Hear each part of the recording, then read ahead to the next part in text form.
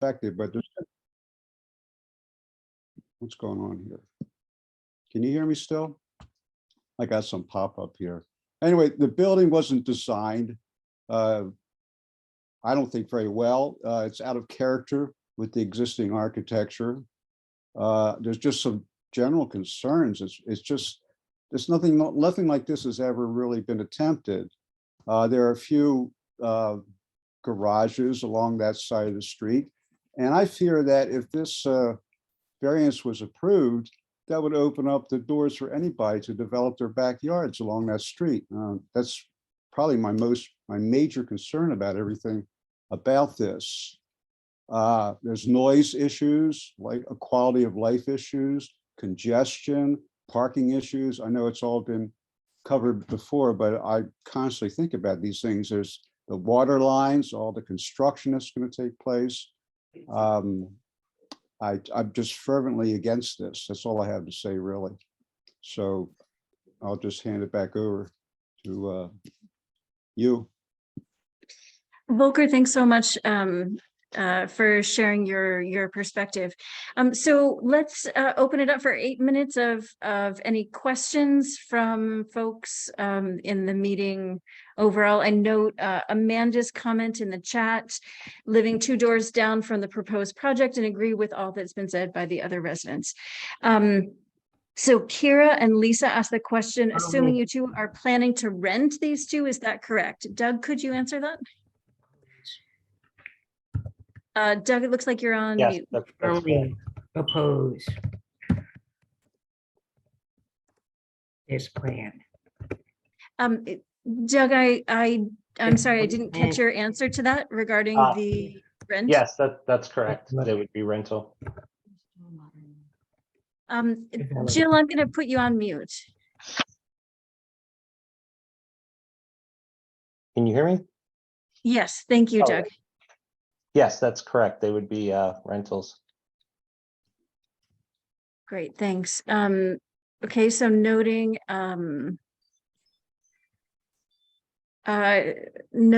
Michael's question, is there any compromise position that would satisfy all of the parties? I mean, I think that's the question that we'll be addressing in the meeting on the 30th. Yeah. Oh, is it on the 29th? It's Wednesday. It's Wednesday. Okay. Well, running excellent. You know. So if folks want to attend the meeting on the 30th, it's a Zoom meeting, is that correct? Yeah, it's from my office. Great. Okay. And is the best thing for folks to reach out to Councilwoman to your office for the invites? Right. And Okay. I think the neighbors have the Zoom as well. They can, Yes. And also Mr. Moran has the Zoom, so they're free to share that also. Great. And can we get a copy of the especially that one slide that had the specific things that are a concern? It's all in the Baltimore City zoning code. I mean, that's what you're requesting per your appeal. So it's the sections of the zoning code that you're requesting a variance to. Okay. Noting Jean's comment about voting not to support construction of garages or parking setbacks in general regarding walkability. Thanks for your comment, Jean.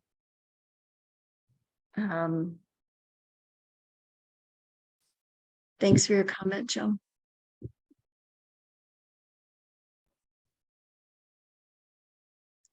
Any other key questions that just identification of kind of facts in what's being proposed that can be better clarified for the different parties?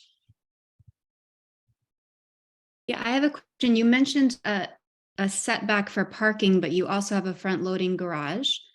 Yeah, the idea there was if, you know, it's a 1-car garage for each unit. So, you know, if you have either somebody is there or they've got an extra car, having at least enough room so that they're not parked on the street in front of their own unit, their own garage. Okay, so your drawings will be different than the drawings you submitted then. Yeah. Okay.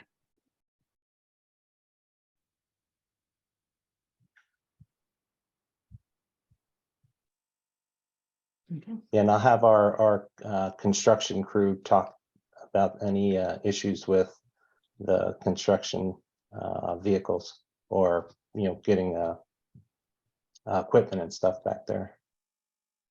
Great. Oh. Okay, how Yeah, do you, is how do you plan on parking the trucks?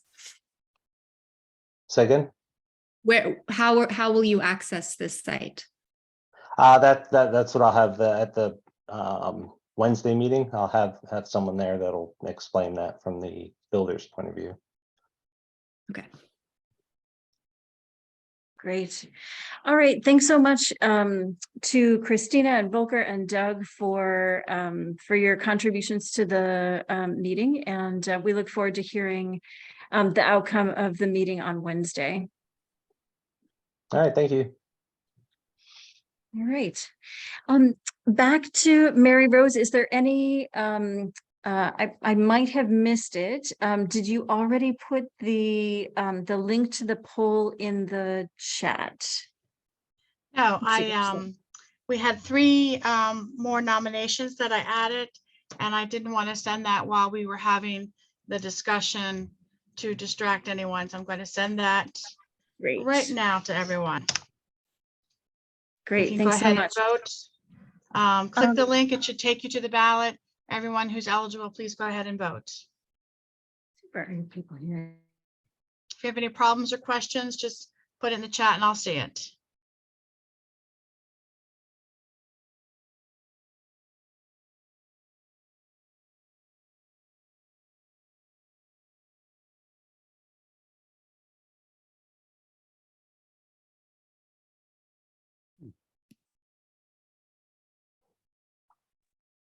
All right, Mary Rose, thanks so much for your work on this.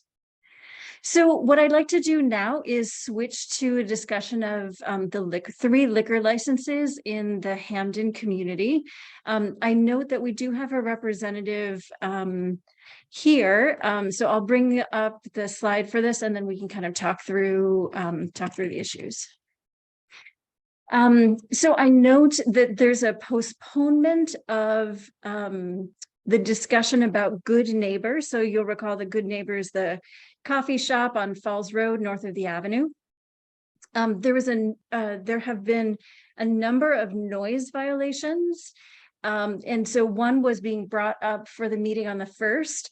That actually has been postponed. I don't have details on that, but just did want to note that since it's been an ongoing concern for some of our residents. The second is the ongoing story of the once karaoke bar turned restaurant that is for 4001 Falls Road. So this is behind Redfish Liquors. This is not Redfish Liquors itself. And you'll note that there are there's signatures. More than 50% of the properties that are within the circle, so that's 200 feet of the of 4001 Falls Road. And so those have been turned in and will be discussed, I think, on December 1st. So you can see that's an ongoing concern, but I think it should be resolved, this week. And then last but not least, there was a request for us to talk about bar fusion. And so I was wondering if anybody online would like to share their concerns, their thoughts about this, since it had come up. Matt, thanks for sharing the docket.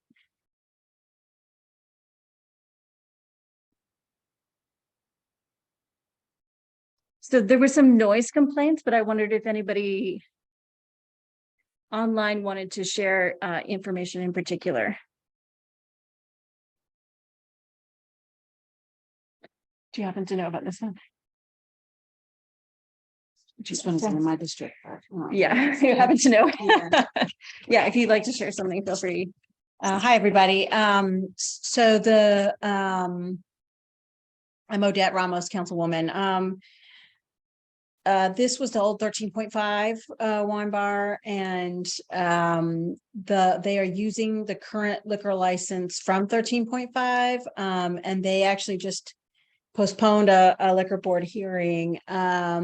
We had Councilman Torrance and I had received a few complaints from the businesses around the Bar Fusion about just rowdy crowds and loud noise and things like that. And the hearing was postponed, and we'll see if it gets rescheduled. But if anybody had any, especially if you live right around there, if you had any other complaints, the councilman would appreciate those, as they get ready for the next hearing.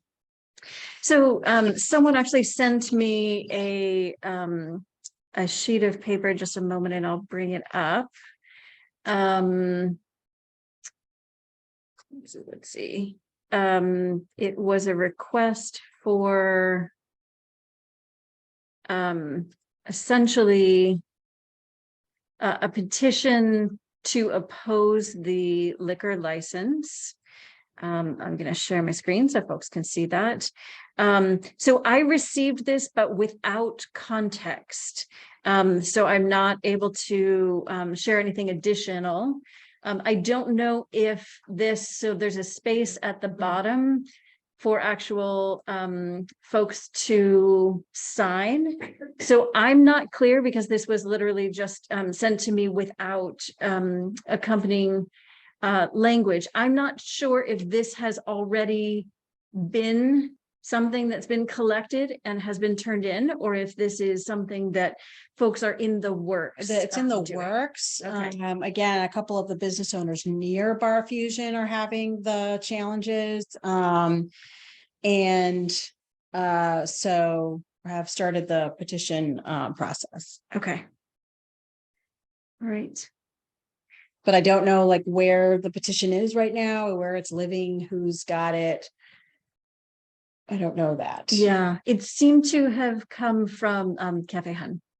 Yes, I do know that, but she doesn't have a place right now, so it's one of the Yeah. other businesses that are Who has the actual? who Okay. has the actual petition, yeah, Okay. and has standing because they are right next to the Bar Fusion. Yeah, and thanks for posting the a link to the Baltimore Banner article about the kind of ongoing tale of this liquor license. So they're using the old 13.5 license for now. And then the hearing on Thursday is to transfer that license from there to 4001 Falls. And so that this Bar Fusion would then get its own license.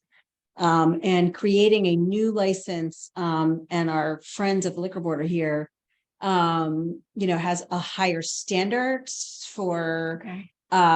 whether or not that would actually happen.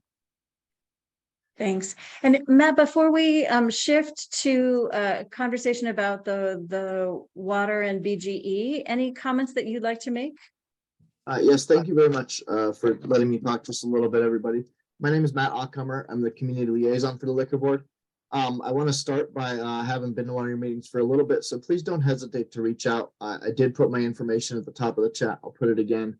I'm happy to answer any questions you have on the liquor board, because all of this can get very confusing, as you'll probably already see from hearing to hearing. If there are complaints, please do put them in through 311. I know you hear that a lot, but if you put it in as a direct liquor license complaint, our inspectors often go to it within hours. So if you put something in at 9 or 10, there's a good chance they're going to get out to it that night. If you do submit a 311 complaint, please don't hesitate to reach out to me for the actual answer that our inspectors give, because if you do it online or on the app, it will just say closed, and that's not the full story. It's not what you want, right? And then a quick note to clear up some confusion that I was having questions on today. When a transfer hearing happens, so if the board would decide to approve the transfer from the current location on 36 to Falls Road on Thursday, that doesn't mean it's automatic. There are many things that have to happen before that transfer officially takes place. So it is possible that that license remains in that location anywhere from 6 months to a year or more, depending. until that transfer actually happens to the new location. So I can always answer questions like that. Great. Matt, thanks so much for being with us. Thanks for a little time. Have a good night, everybody. All right. So now switching to the question about what's happening with the water mains and BGE. I think it was back in June. Yes. We invited folks to come share about this project with us. So here's some information about it. I'm going to scroll down to so you can see two maps. So I just note that so spring 2022 construction begins, and summer 2024 construction is completed. So we're right in here. So that's a long time to be between two arrows, but there we are. So in terms of an overview of what's being affected, so if we go down here, so you'll see Falls Road here. We can't see your screen. Oh, okay. Thank you very much.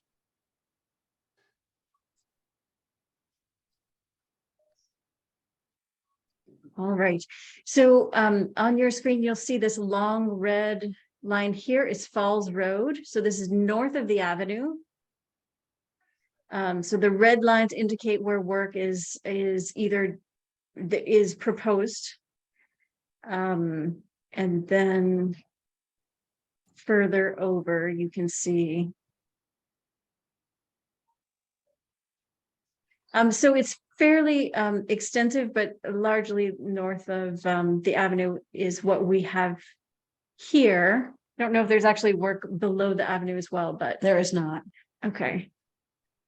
So then let me take you back to the overview of what the project is. I'll leave it there for a second for you can for folks to take a look.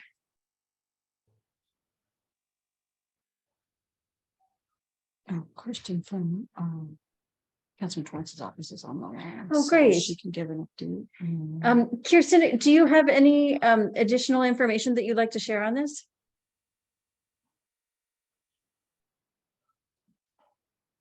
Whoops, sorry, I was on mute. Great. Hi, everyone. Actually, And first, before you start, a huge congratulations to you for your recent nuptials. oh, thank you so much. Yay. Thank you Glad so to have you much. back. Yes, I was out for a very long time playing catch up now. I don't, and this is something that I am not familiar with, and I can check in with Councilman Torrance. I'm actually texting him as we speak just to get a little bit more info. If you can give me like 3 minutes, and then I'll be right back with Sure. you. Okay. So if folks would kindly put more specific questions Yeah, in more the specific. chat, we'd be happy to get those answers for you. The only updates that I have on the water is that we were told by DPW, actually, the councilman and I asked specifically DPW not to be in the area near the avenue during the holidays. Yeah. And they have promised that. I know that the Hickory is going to get a stretch as well of the new water main, but they are not allowed to be through here until January. So now I also know that BGE is all over the place, and that they're mostly on the 7th district side. So they can give you an update there. The challenges, you know, with the holidays and stuff, we were hoping that BGE would not come through here during that time. But we'll continue to see. But if there are specific questions or concerns, you know, please let us know.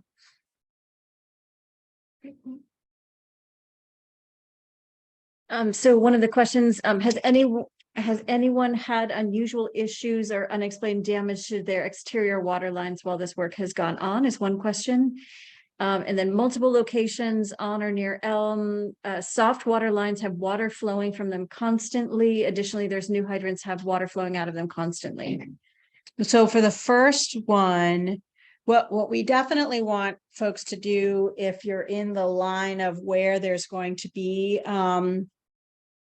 water main work, which we can certainly post the map again as well, is to get the insurance that the city has been promoting home serve, because if while the work is being done, one of the pipes does get disrupted on the resident side, then the home serve will help you with that. So please look into that.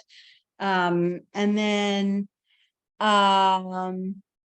the issues around the water flowing freely from the street. Nicole, I'll have to go up there and see what's going on. Now, the soft water lines, right, where they have temporary water lines while they're doing the work,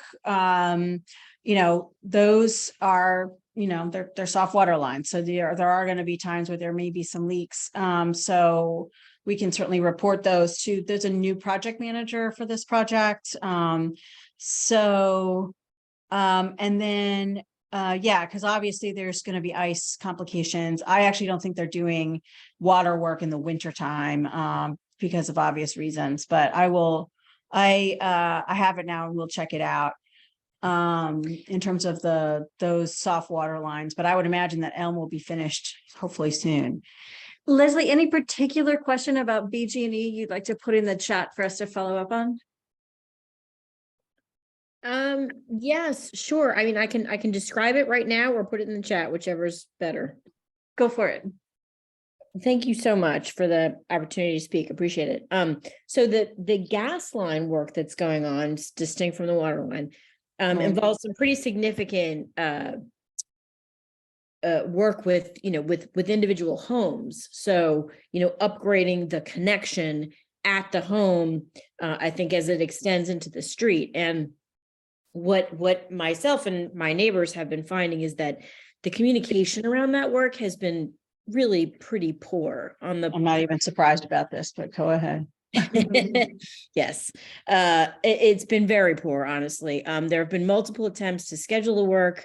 They don't show up. They sort of drop off the face of the earth.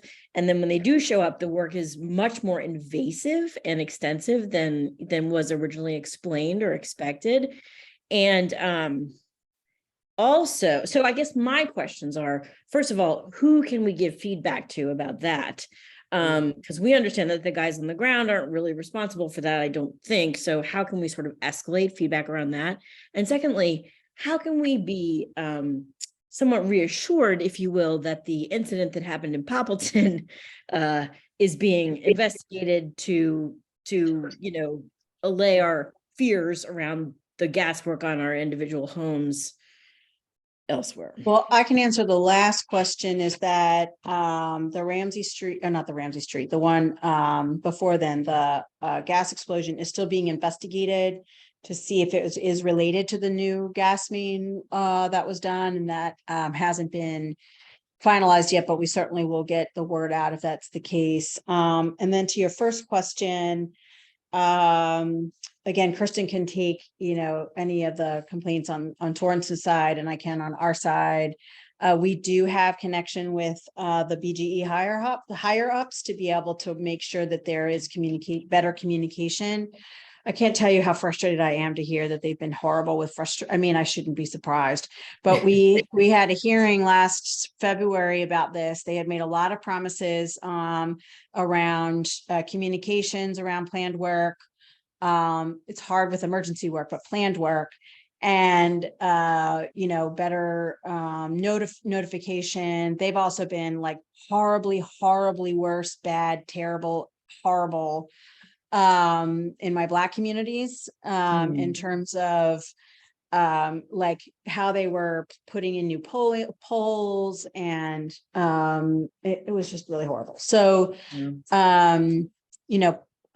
definitely send all of those complaints to each council person. And then I have Fabiola, and I think James has Daniela from BGE, And, we'll try to escalate those concerns. I'm just so upset about it. We're gonna have another hearing with BGE in February to continue my hearing. So you're welcome to participate in that as soon as I get the date. But yeah, that's all of that is super unacceptable. So just document everything, send an email to the council people so that we can escalate it up to BGE. Okay, yeah, will do. Thank you so much. Yep, I'll definitely do that, and I can be available to testify anywhere needed. Just a quick question about this. Are homeowners being forced to pay for the connection to the main line? Or is No. this just work on the main line? It's work on the main line, and BGE is not charging the resident for the connection. Okay. No, but they're not compensating for, Damage. The damage part is the Exactly. problem. Yeah. ripping up people's yards and they're, yeah. They're supposed to compensate for that, and they're also supposed to repave curb to curb. The city law is that once you start digging, you have 120 days to put it back the way you found it or better. With the exception of sometimes the weather.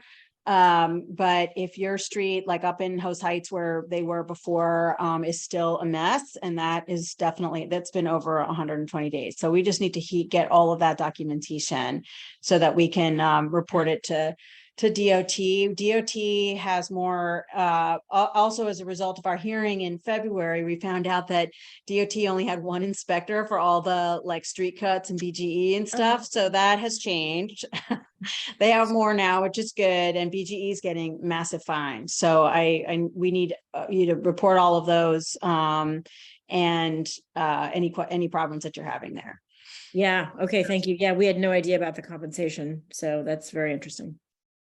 So, and they're going to be digging hundreds of trenches then from this main line to all sorts of folks' houses. So it's like a total... and then they are supposed to put everything back, and they are supposed to fix the sidewalk. So you might have asphalt on your sidewalk for a little while, but they are supposed to fix it. And if they don't, again, within that 120-day period, then they'll be fined. But we, need to have all the 311s in and all the documentation as to where they have not finished the work or, put the street back and those sidewalks. All right, thanks. It sounds like a massive project. It's a massive project that unfortunately is coinciding with the water. So it's been very difficult for all of you, and I apologize for that.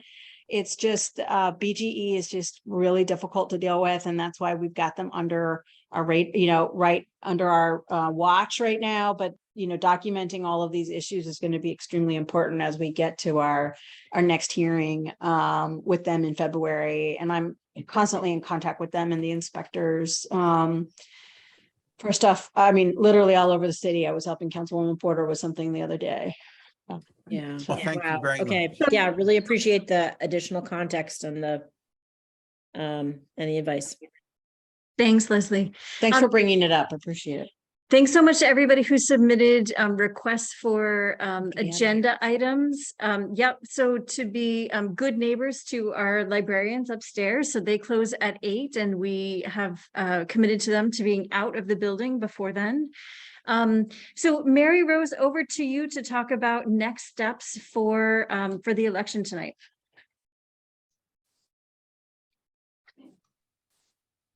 I have been receiving some ballots throughout the meeting, and we're going to have the election will remain open since we had some very interesting conversations. People were focused on that, didn't really have time to vote.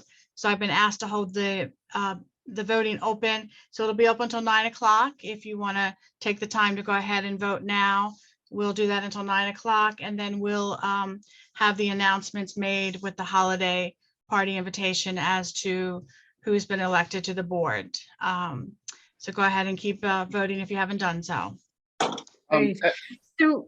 So Mary Rose, just being quite specific about this, when we close down the Zoom, you won't have access to the chat. So if folks could go into the chat right now and copy the link for the ballot and open that up so that then you can keep going after the meeting ends. Meek, thanks for And I'm coming. going to send it again right now, so you don't have to go back and find it. Great. Thanks so much, Mary Rose. You're Any welcome. final comments in this last, say, 60 seconds of our meeting? Just wanted to, oh, sorry, go ahead, Michael. I'll just do 30 seconds on public safety. The last meeting at Northern District, they had a really nice presentation from the crime lab and crime scene investigation. I don't really need to cover that. It was fascinating, but not particularly focused for our meeting. There was a very brief discussion of ongoing crime in Northern District, including ongoing carjackings that fit in a pattern. The major said that some arrests had been made, but it's obviously an ongoing pattern. There'd been a number of shootings, 29 stolen cars and some other things, but the carjacking issue, including the one that was a couple of blocks from here on Guilford Terrace, near like 34th and Beach, probably last month by now. So I don't, Great. again. Thanks so much, Michael. There, we've, just to follow up on that, this is Councilwoman Ramos, the, BPD has made several arrests. I know there was a carjacking the other day, but has made several arrests. And so that's a good thing. Just a reminder for folks, don't stay in the car and do your online, stay on your phone, just go right into the house, and just be aware of your surroundings. I just want to make one other announcement. And that is that on January 10th, there will be a hearing for the historic designation for the bookbindery building on Elm Avenue. We were able to get a potential landmark status so that the development that's planned for there, the developers have to go back to kind of square one. I don't know what's going to happen. They're not happy with me at all, but I don't really care. So that's the news on the Elm Avenue development. So we do have potential historic status just for the bookbindery at the moment. It is protected. Great. So All right. And so we are at time. Thanks so much to everybody who, Matt, can you share something for like 20 seconds? Because we got to go. Yeah, absolutely. I just wanted to thank everybody. This is my last meeting as a member of the HCC board. I think I've been on the board in various capacities for the last 6 or 7 years, and just have enjoyed it immensely. And just want to thank all the current board members, the future board members, and everybody for some really great experiences as a member of HCC. Thanks. Huge thanks for Matt's work, particularly as the former president, but also certainly in his role as treasurer and all of the various things he's done, including being in the dunk booth. Yeah.